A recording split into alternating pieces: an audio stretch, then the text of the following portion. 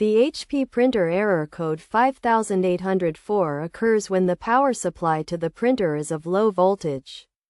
This error is commonly caused by a faulty power source, power surge issues, or a malfunctioning fuser. To resolve this issue, start by inspecting the power source and ensuring there are no brownouts or power surge issues. Where the printer is located, try resetting the printer by switching it off and then on.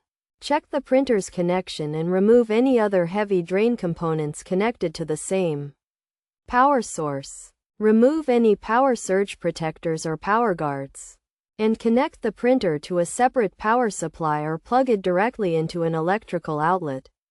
Updating the printer drivers may also help. Uninstall the old drivers, plug in the printer, and the drivers will auto-install. If the issue persists, replacing the fuser may be necessary. If this does not resolve the issue, it is recommended to contact a technician to replace the fuser.